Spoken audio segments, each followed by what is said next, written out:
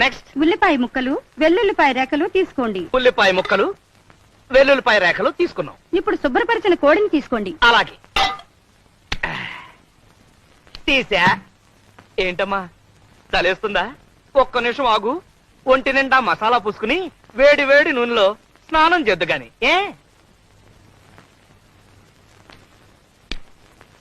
క్రమ పద్ధతిలో చేస్తే ఆరోగ్యం చక్కగా ఉంటుంది. అంతే కదా మరి. మంచి ఫుడ్ తింటే ఆరోగ్యంగానే ఉంటుంది. మొదటగా కాళ్ళని ఎడంగా చాపాలి. చాపా. చేతులు వెనక్కి ఉంచాలి. చేతులే? కోడికి చేతులు ఎక్కడుంటాయి? భాషా దోషం. రెక్కలై ఉంటాయి. వెనక్కి పంచ. తలని మెల్లగా అటూ ఇటూ తిప్పండి. తిప్పే. ఇప్పుడు కాస్త స్పీడ్ గా తిప్పండి.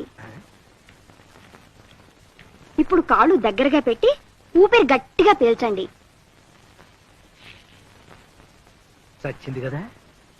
మన ఊపిరి అయి ఉంటుంది. మెల్లగా ఊపిరి వదలండి. ఇప్పుడు తల కిందకి పెట్టి కాళ్ళని పైకి లేపండి. తల కిందకి, కాళ్ళు పైకి లేపిన కాళ్ళని మెల్లగా అటూ ఇటూ ఊపండి. ముందుకి వెనక్కి, ముందుకి వెనక్కి. ఇప్పుడు మీ ముందు గుమగుమలాడే చికెన్ చిక్ముక్ రెడీగా ఉంది. Download ShareChat.